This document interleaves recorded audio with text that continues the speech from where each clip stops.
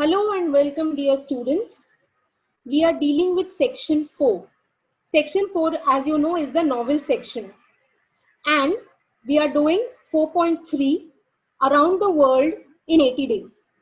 Now, this novel, we have to study the 4 lessons, 4 chapters, in fact. So, we have already done, I have given you a gist of the theme, the plot, the synopsis, and we have already done 2 chapters of this novel. Now today, the chapter that I'm going to do is the 3rd chapter in the novel for us to study. Actually, the chapter is numbered as chapter 36. And this is the 3rd chapter we have to study. This is the last part of the story where Phileas Fogg, alright, he has come back to his home, but he is kind of very much upset because all his efforts of going around the world in 80 days has not become a success.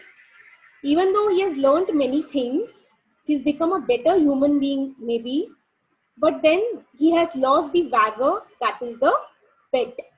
Okay, the bet that he had with his friends in the Reform Club. Okay, and we also come to know that Auda has proposed him for marriage. They both have decided to get married the next day. And Phileas Fogg has sent Passepartout to get in touch with the priest in the church to set for their marriage, okay, to make preparations, arrangements for their marriage. Now, this is chapter 36, okay, in which Phileas Fogg's name is once more at a premium on change. That means we come to know that the original robber, the robber who had actually committed a robbery in the bank, has been arrested. And that name is already there in the newspapers. And now it is again, everybody is eager to know, curious to know, what did happen with Phileas Fogg? What about his vigor? Was he able to win it or has he lost it? If we read the novel, we come to know that there are actually many people who are actually betting on the fact that is Phileas Fogg going to win the bet or is he going to lose the bet? All right. So there are many, along with Phileas Fogg, there are many who are either going to win the bet or lose. Now, the first paragraph in this chapter, chapter 36, it is time to relate what a change took place in English public opinion when it transpired that the real bank robber, a certain James Strand, has been arrested. So everybody, has now a change in opinion. These many days, the newspaper said that it is Phileas Fogg who had committed the robbery. But now there is a change of opinion. Okay, now just because everybody has come to know that it is the real robber who has been caught. On the 17th day of December at Edinburgh, okay, he has been caught at Edinburgh, again a city in London. 3 days before, Phileas Fogg had been a criminal who was being desperately followed by the police. Now he has again become an honorable gentleman, mathematically pursuing his eccentric journey round the world. See how perception has changed, students. Very beginning, when people came to know that the man has set out around the world, everybody was curious. Suddenly, everybody hailed him a robber just because he had probably committed a robbery. And now, again, everybody has considered him a hero who has come back from his journey. So, the next paragraph, the newspapers resumed their discussion about the vigor. All those who had laid bets for or against him reviewed their interest. As if by magic, the Phileas Fogg bonds again became negotiable. Many new vigors were made. Phileas Fogg's name was once more at premium on change. Isn't this very interesting? That's what I told you. Whether Phileas Fogg is going to complete the journey in 80 days, on that very fact, there were many who had laid bet whether he is going to complete his journey or no. So again, his name was in the headlines. At a premium means in the headlines. Everybody was curious to know about what's going to happen next. His 5 friends, next paragraph, okay, his 5 friends of the Reform Club passed these 3 days in a state of feverish suspense. Feverish suspense, suspense that's going to kill them. That was, very curious. Would Phileas Fogg, whom they had forgotten, reappear before their eyes? Where was he at this moment? The 17th of December, the day of James Strand's arrest, was the 76th since Phileas Fogg's departure, and no news of him had been received. Dear students, in the previous chapter, all right, we have dealt that in spite of Phileas Fogg coming back home, there were no movements at all. He was actually absolutely quiet. He did not go out to meet anybody, nor did not talk to anyone except for Auda and Passepartout. Even with Passepartout, he had minimum conversation. Just he gave them instructions as to whatever he required. That's it. All right. So his friends were also equally curious. The day 17 December. See, students, again the theme of time. Time, the importance given to the concept of time. 17 December was the 76th day. All right, and his friends did not know where exactly he was. Okay, we just continue. Was he dead? Had he abandoned the effort? Abandoned is given up. Had he given up the effort? Or was he continuing his journey along the route that he had agreed upon? These were so many questions that his friends had. Would he appear on Saturday, the 21st of December at 9:15 in the evening on threshold of the Reform Club Salon? So, were his friends were like, there were so many questions going on in their head. Has he given up or is he continuing with the journey? Has he come back or is he going to lose the bet? So, the anxiety in which for 3 days London society existed cannot be described. Okay, this not only the Reform Club members were curious. Reform Club, that is the club which Phileas Fogg was associated with. All right, not only his friends but the entire London was curious to know. Telegrams were sent to America. Students, we need to understand the time. The lesson was written, the story is written.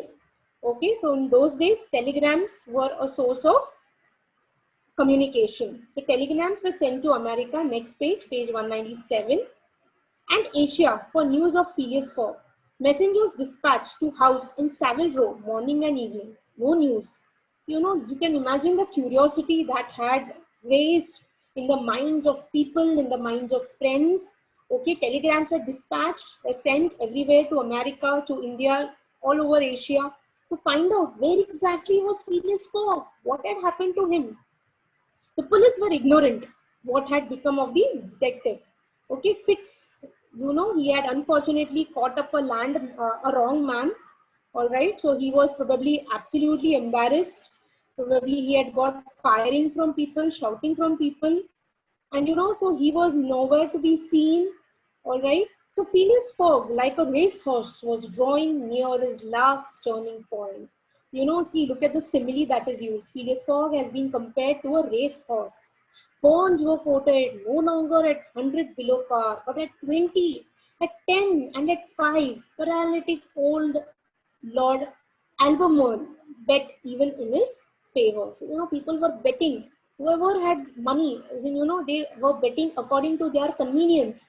All right, according to the money they had. All right, but everybody seemed to bet on this one topic only. Okay, next paragraph. A great crowd was collected in Pall Mall and the neighboring streets on Saturday evening. It seemed like multitude of brokers, that is, multitude is big collection. So many people were betting. Permanently established around the Reform Club. Permanently, there were people waiting outside the Reform Club. They felt that if Passepartout and Phileas Fogg, if they come in, okay, some were going to win the bet and the others were going to lose. So, their big crowd had gathered outside the Reform Club. Police had great difficulty in keeping back the crowd, and as the hour when Phileas Fogg approached, the excitement rose to its highest pitch. So, policemen had really great difficulty in handling the crowd, all right, and they were all just waiting for Phileas Fogg. The 5 antagonists, next paragraph, the 5 antagonists of Phileas Fogg had met in the great salon of the club. Okay, the five friends, they had met at the club. John Salvian, Samuel Fallentin, the bankers, Andrew Stewart, engineer Gottlieb Rath, director of the Bank of England, and Thomas Flanagan, the brewer. One and all waited anxiously. So these are just the name, students, that we need to remember. The friends, the five people who had actually, with whom Phileas Fogg had a bet. When the clock indicated 20 minutes past 8, okay, 20 minutes past 8, that is 8:20, 8 o'clock 20 minutes. Andrew Stewart got up, saying, "Gentlemen, in 20 minutes, the time agreed upon Mr. Fogg and ourselves will have expired." So there were just 20 minutes. He was supposed to reach there before 9. Okay, so they were all very curious to know whether they are going to win or they are going to lose. "What time did the last train arrive from Liverpool?" asked Thomas Flanagan. "At 23 minutes past 7. So past 7 is after 7. So 7:23. The last train should have arrived. That's what they are having a discussion. We move on to the right hand side. Let me just scroll up. Yes. Okay. So they're just talking about, this is the conversation they are having about the train. All right. "Well, gentlemen," resumed Andrew Stewart, "if Phileas Fogg had come in by 7:23 train, he would have got here by this time. We can therefore regard the bet as won." You can imagine their happiness, students. These five friends, they are very happy that they are going to receive, they have won the bet, they are going to receive the prize amount. All right, they don't have to give Phileas Fogg, but they, in fact, they have to take it from Phileas Fogg. So they are very happy because they consider that the train from Liverpool, if Fogg was in that train, he should have reached the Reform Club by now. If he hasn't come, means he has lost the bet. Okay, but still, students, it is said that the game is not won till the last ball is bowled. Okay, this is a very famous saying. So according to that, there was this particular Samuel Fallentin. He says that don't be hasty. Okay, don't just start counting the chickens before the eggs hatch. Similarly, Samuel Fallentin is asking them to have patience. You know that Mr. Fogg is eccentric. His punctuality is well known. He never arrives too soon or too late, and I should not be surprised if he appeared before us at the last minute. Samuel Fallentin knows Mr. Fogg really well. He says that you know how eccentric he is. Eccentric is you cannot guess what a person will do. Okay, so he says that this Mr. Fogg, he has never arrived early nor late. He has arrived sharp at that time. So don't be surprised if he arrives just at the last minute. "Why?" Andrew Stewart nervously. "If I should see him, I should not believe." Okay, "I should not believe it was he." So, Andrew Stewart says, "I'll not believe. If he has not come till now, means he's not there. How do you expect him to come back if he's not boarded the train at all?" So they're all waiting for the train to arrive. They don't know, none of them, students, they don't know that Mr. Fogg is already there home. So, this is the fun that's there. "The fact is," resumed Thomas Flanagan, "Mr. Fogg's project was absurdly foolish. Okay, whatever his punctuality, he could not prevent the delays which were certain to occur. And delay of only 2 or 3 days would be fatal to his tour. Fatal is dangerous. So, they say Thomas Flanagan is saying, we know that Mr. Phileas Fogg is very punctual, but then the delays that were there in his tour were absolutely fatal. Okay. "Observe too," added John Salvian, "that we have received no intelligence from him, though there are telegraphic lines all along this route." All right, they say that we have no idea where exactly he is. So, he's not tried to contact them at all. Next paragraph, "He's lost, gentlemen," said Andrew Stewart. So, you can see the discussion between the friends progressing. A few of them say that he's going to come on time. A few of them feel they have won, and Phileas Fogg has lost the bet. Okay. So this bet is actually, killing them. It's very curious. That is why they said it's feverish. They are very restless to know what exactly is going to happen. So, no, besides that, the China, the only steamer he could have taken from New York to get here in time arrived yesterday. All right, the only steamer that he could take arrived yesterday.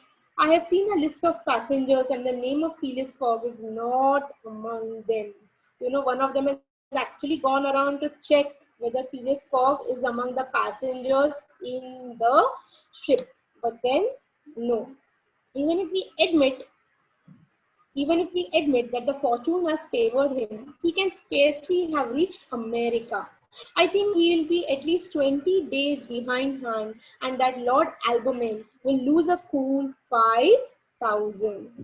Okay, so they all think that probably he is going to be delayed by 20 days at least, because his name is not there in the list of passengers who were supposed to arrive by steamer. That's the ship. So where exactly is he's not in the train, he's not in the ship, so where exactly he is. And so talking about this gentleman, Lord Albemarle, he's going to lose around 5,000. Okay, so let's read. It's clear, replied Gauthier Ralph, and we have nothing to do but to present. Let's go to the next page, page 198. Okay, they said they have no other option but just to wait for his check at Barings tomorrow.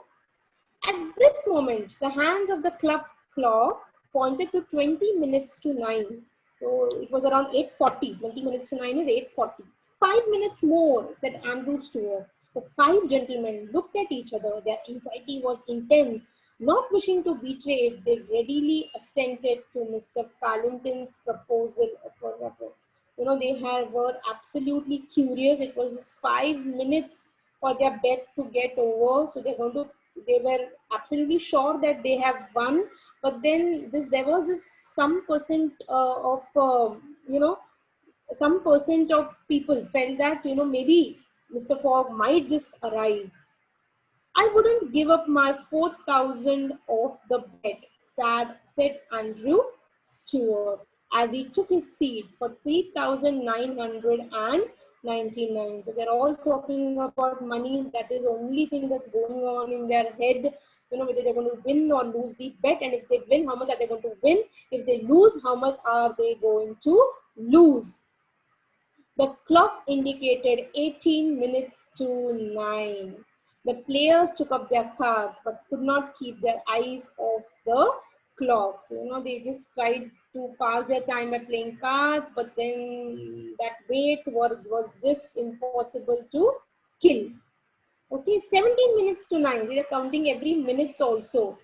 Thomas Flanagan as he cut the cards which Ralph handed to him. They are even counting every minute as well. The next paragraph. Then there was a moment of silence. The great saloon was perfectly quiet. Murmurs of the crowd were heard. But now and then a shrill cry. Pendulum beat the seconds. Each player eagerly counted, listened with mathematical regularity.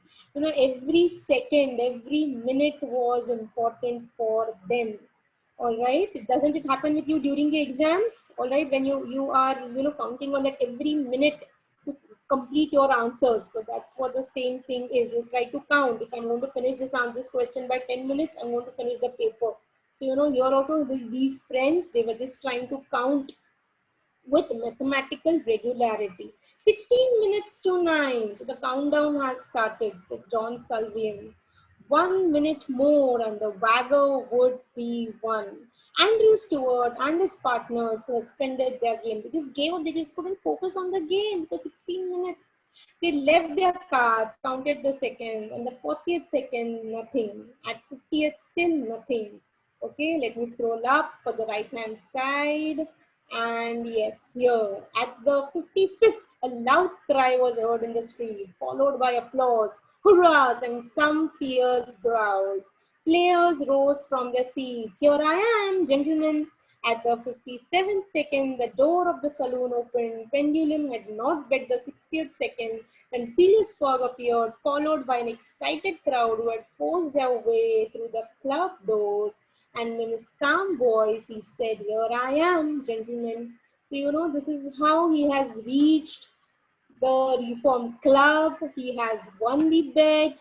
He has actually won a big amount, and his friends have lost the bet. But how did all this happen? We all actually know the synopsis of the story, but then it's really fun and curious. It's fun to read the story line by line. So in the last chapter of the story, we are going to come to know how exactly did this happen and what is Phileas Fogg going to do the next. So in the last part of this lesson, students, I'll be dealing with the last chapter of the story also. So till that time, students, I hope you all read all the chapters and go through all the parts with line by line explanation in it. So till that time, students, take care. Thank you so much.